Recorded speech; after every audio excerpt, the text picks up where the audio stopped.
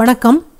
இன்னைக்கு இந்த வீடியோவில் நம்ம பார்க்க போகிறது இப்போ இது பட்டு சாரிக்கு மேட்ச் ஆகிற மாதிரி இப்போ இந்த டிசைனர் கிளாத்தில் நம்ம ஒரு மாடல் பண்ணுறோம். இப்போது பட்டு சாரியோட ப்ளவுஸ் வந்து பழசாக போயிடுச்சு அப்படின்னா நம்ம வேறு ஏதாவது கிளாத் எடுத்து நம்ம ப்ளவுஸ் தைப்போம். அந்த மாதிரி தைக்கிறதுக்கு இது டிசைனர் கிளாத்தில் நம்ம பட்டு சாரிக்கு மேட்ச் ஆகிற மாதிரி சிம்பிளாக ஒரு மாடல் நம்ம பண்ணலாம். அது எப்படி பண்ணுறது அப்படிங்கிறது தான் இந்த வீடியோவில் பார்க்க போகிறோம். அதுக்கு முன்னாடி இந்த சேனலை இது வரைக்கும் சப்ஸ்கிரைப் பண்ணாதவங்க சப்ஸ்கிரைப் பண்ணுங்கள். சப்ஸ்கிரைப் பட்டனை கிளிக் பண்ணி பெல் ஐக்கானையும் கிளிக் பண்ணுங்கள். இந்த சேனலில் வர வீடியோஸ் எல்லாமே நீங்கள் மிஸ் பண்ணாமல் பார்க்கலாம். இப்போ இந்த கிளாத்தை பார்க்கலாம். கிளாத்தில் இந்த மாதிரி டிசைன் இருக்குது. இப்போது இதில் நம்ம மாடல் பண்ணுறதுக்காக இந்த டிசைனில் இருக்கிற கலருக்கு மேட்ச் ஆகிற மாதிரி டிஷ்யூ கிளாத் 1/4 மீட்டர் தேவையானது. இப்போ இது அந்த ப்ளவுஸ் கலர்லேயே ப்ளைனான கிளாத்தும் எடுத்து வச்சுருக்கிறேன்.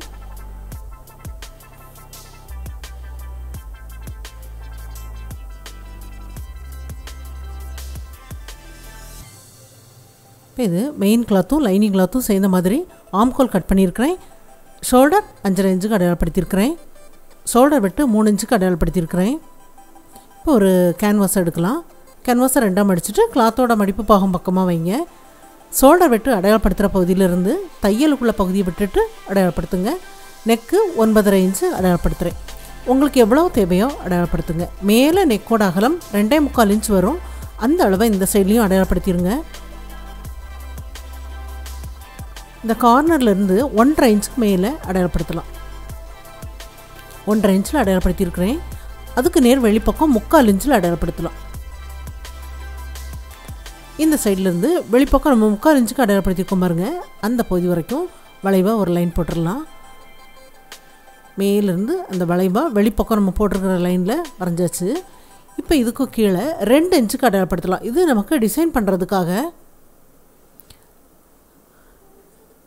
இப்போ அந்த வளைவாக வரைஞ்சிருக்கோம் பாருங்கள். அந்த பகுதிக்கு வரைக்கும் 2 இன்ச்சுக்கு அடையாளப்படுத்திட்டு அந்த வளைவுக்கு ஏற்ற மாதிரி கீழே வரைக்கும் அப்படியே வரைஞ்சி விட்டுருங்க.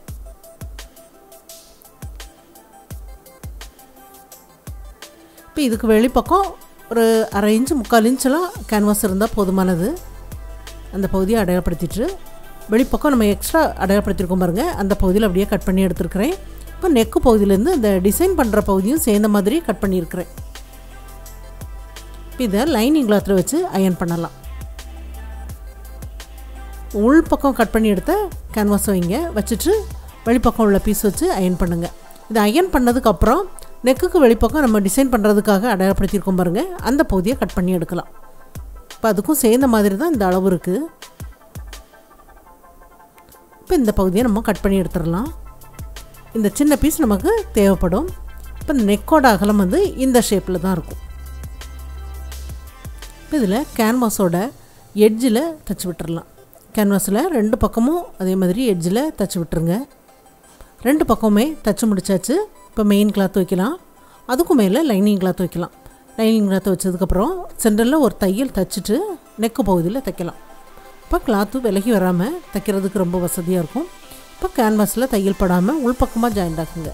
நல்லா எட்ஜில் ஜாயிண்ட் ஆக்கி விடுங்க.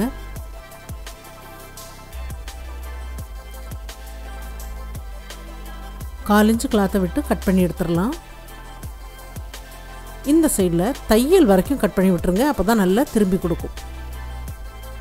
தையலில் பட்டுடுச்சு அப்படின்னா 2ஆவதாக ஒரு தையல் இதில் தைச்சி விட்டுருங்க. இந்த சைட்லலாம் கிராஸில் கட் பண்ணி விட்டுருங்க. நல்லா அந்த கிளாத்தை அடிப்பக்கமாக திருப்பி விட்டுருங்க.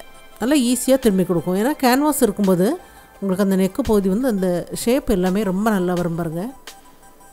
நல்லா திருப்பி கொடுத்ததுக்கப்புறம் நெக்கு பகுதியில் நல்லா அந்த மாதிரி தேய்ச்சி விட்டுட்டு நெக்கோட எட்ஜில் ஒரு தையல் தைச்சி விட்டுருங்க. வெளிப்பக்கம் 2 கிளாத்தையும் சேர்ந்த மாதிரி ஜாயிண்ட் ஆக்கி இடுப்பு மடிப்பு பாகத்துக்கு எக்ஸ்ட்ரா லைனிங் கிளாத்து ஜாயிண்ட் ஆக்கி மடித்து தைச்சிருக்கிறேன். இது கிராஸ் பீஸ் 1 சைடாக மடித்து தைச்ச கிராஸ் பீஸ். இதில் நெக்கு பகுதியில் பைப்பிங் பண்ணுறதுக்காக கொஞ்சம் மேலே அந்த ஷோல்டர் பகுதியில் கொஞ்சம் விட்டுருக்குறேன். அதில் ஃப்ரண்ட்டில் நம்ம கிராஸ் பீஸை ஜாயிண்ட் ஆக்கலாம். அதுக்காக கொஞ்சம் வசதியாக இருக்கும்னு அந்த மாதிரி விட்டுருக்குறேன். விட்டுட்டு கிராஸ் பீஸ் கொஞ்சம் வெளிப்பக்கம் தெரிகிற மாதிரி மேலே இருக்கிற பீஸில் எட்ஜில் ஜாயிண்ட் ஆக்குறேன்.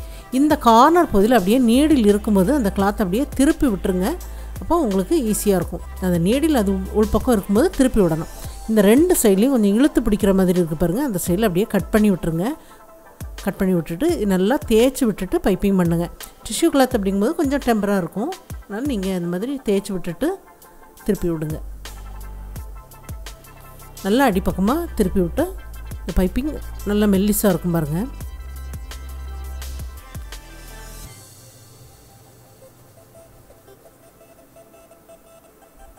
இந்த சைடு வரைக்கும் பைப்பிங் பண்ணதுக்கப்புறம் இந்த சைடில் உள்ள பீஸ் அப்படியே அடிப்பக்கமாக திருப்பி பைப்பிங் பண்ணியாச்சு. இப்போ திருப்பி பார்க்கலாம். இந்த இதில் கட் பண்ணி விட்ருக்கோம் பாருங்கள். அதனால தான் அந்த பைப்பிங் வந்து உங்களுக்கு நல்லா இந்த பக்கம் பண்ண முடியும்.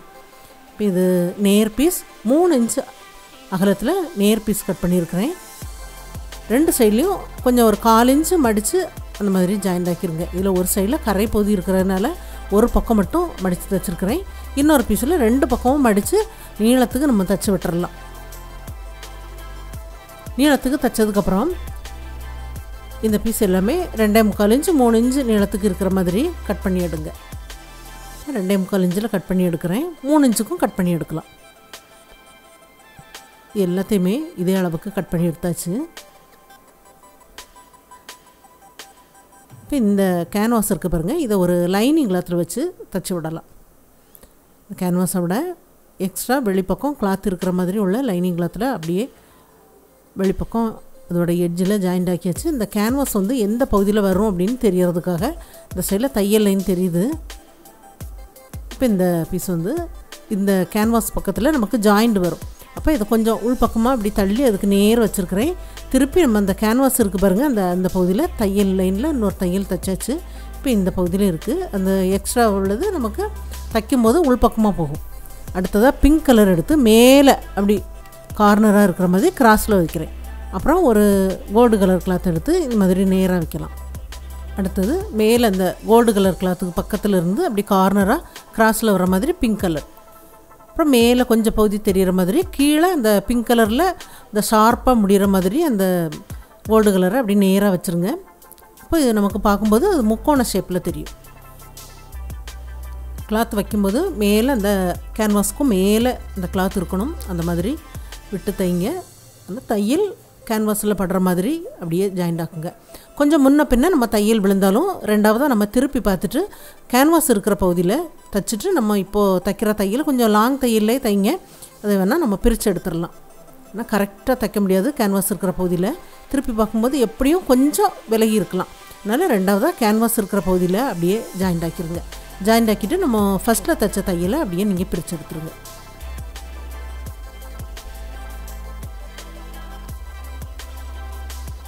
பிரித்து எடுத்தாச்சு. இது வந்து கேன்வாஸ் முடிகிற பகுதி வரைக்கும் தான் தைச்சிருக்கிறேன். அதில் இன்னும் 2 பீஸ் வைக்கணும். வச்சுட்டு இப்போ இது 2 இன்ச்சு உயரத்தில் அடையாளப்படுத்தி விடலாம்.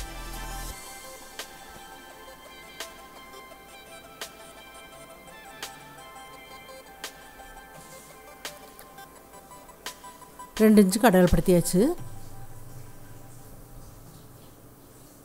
அடையாளப்படுத்தியிருக்கிற பகுதியில் அப்படியே தைச்சி விடுங்க. தைச்சி விடும்போது கரெக்டாக கீழே அப்படி பிங்க் கலர் வந்து கார்னராக அப்படி ஷார்ப்பாக முடிகிற மாதிரி அந்த கோல்டு கலர் கிளாத்தை அதுக்கு தகுந்த மாதிரி அப்படியே நீங்கள் சரி பண்ணிவிட்டு தைக்கலாம். ஏன்னா கீழே நம்ம ஜாயிண்ட் ஆக்காமல் தான் விட்டுருக்குறோம்.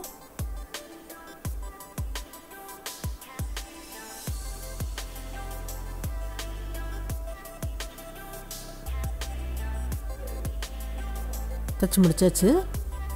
இந்த சைடில் கேன்வாஸ் இருக்கிற பகுதியில் அப்படியே தைச்சி விட்டுறலாம். தைச்சி முடிச்சாச்சு. எக்ஸ்ட்ரா கிளாத் எல்லாமே கட் பண்ணி எடுத்துடலாம். கீழே நமக்கு தையலுக்கு எக்ஸ்ட்ரா விட்டுட்டு கட் பண்ணி எடுத்துருக்குறேன். மேலே அந்த தையல் லைனில் அப்படியே கட் பண்ணி எடுக்கிறேன். அதெல்லாம் பைப்பிங் பண்ணுறதுக்காக. இது கிராஸ் பீஸ். இந்த சைடில் ஒரு பீஸ் வச்சுருக்கிறேன். நேராக அது இருந்தது, கொஞ்சம் கிராஸில் வர்ற மாதிரி ஒரு பீஸ் வச்சுருக்கிறேன். அது கொஞ்சம் உள் பக்கமாக தான் போகும். இந்த சைடில் நமக்கு பைப்பிங் பண்ணலாம். நல்ல எட்ஜில் மேலே இருக்கிற பீஸில் ஜாயிண்ட் ஆக்க வேண்டாம். ஏன்னா நம்ம அந்த பீஸ் எல்லாமே அதில் ஜாயிண்ட் இருக்குது. கொஞ்சம் விட்டு தான் அதில் தைச்சிருக்கிறேன். மேலே கொஞ்சம் அந்த பைப்பிங் கொஞ்சம் அகலமாக இருக்கும். ஏன்னா அந்த பீஸ் எல்லாமே நம்ம எட்ஜில் ஜாயிண்ட் ஆக்கிட்டு தைச்சோன்னா பிரிஞ்சிரும். கொஞ்சம் விட்டு ஜாயிண்ட் ஆக்கிட்டு பைப்பிங் பண்ணுங்கள்.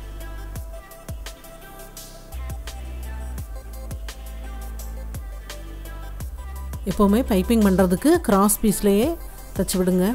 இல்லை சின்ன வளைவாக இருந்தாலும் கிராஸ் பீஸ் தான் நல்லா திரும்பி கொடுக்கும். நம்ம நேர் பீஸில் தைச்சோம் அப்படின்னா ஷேப் வந்து மாறிடும். இது எல்லாமே தைச்சதுக்கப்புறம் இது அப்படியே நம்ம இந்த சைடில் வச்சுட்டு சைடில் நமக்கு தையல் லைன் தெரியுது பாருங்கள், அதில் அப்படியே நம்ம ஜாயிண்ட் ஆக்கிட்டோம் அப்படின்னா ஈஸியாக ஜாயிண்ட் ஆக்க முடியும். அளவுகளும் மாறாமல் நெக்கு பகுதி எல்லாமே கரெக்டாக வரும். இப்போ இதில் சில்க் சாரீக்கு எல்லாமே சிம்பிளாக ஒரு மாடல் வேணும் அப்படிங்கிறவங்க இந்த மாதிரி ட்ரை பண்ணலாம். இப்போ இதில் வந்து நீங்கள் சில்க் சாரியிலே உள்ள ப்ளவுஸ்க்காக இருந்தாலும் கூட நீங்கள் ப்ளைனான கிளாத் அப்படின்னா அதில் உள்ள பார்டரை வச்சு இந்த மாதிரி நீங்கள் டிசைன் பண்ணி பாருங்கள், ரொம்ப நல்லாயிருக்கும். இப்போ இதுக்கு வெளிப்பக்கம் உங்களுக்கு ஸ்டோன் செயின், பால் செயின் அந்த மாதிரி எல்லாம் வச்சு விடணும் அப்படின்னா கூட வச்சிங்க அப்படின்னா சில்க் சாரிக்கு ரொம்ப கிராண்டாக இருக்கும். இப்போ இது வந்து நான் எக்ஸ்ட்ரா எடுத்து நம்ம தைக்கிற ப்ளவுஸ் கிளாத்து அப்படிங்கிறதுனால வேறு சாரிக்கும் யூஸ் பண்ணலாம் அப்படிங்கிற மாதிரி இதை அப்படியே ப்ளைனாக பைப்பிங் மட்டும் பண்ணி விட்டுருக்கிறேன். இது எல்லாருக்கும் பிடிக்கும்னு நினைக்கிறேன். ட்ரை பண்ணி பாருங்கள். இந்த வீடியோ பார்த்ததுக்கு நன்றி. மேலும் வீடியோஸ் பார்க்க இந்த சேனலை மறக்காமல் சப்ஸ்கிரைப் பண்ணுங்கள்.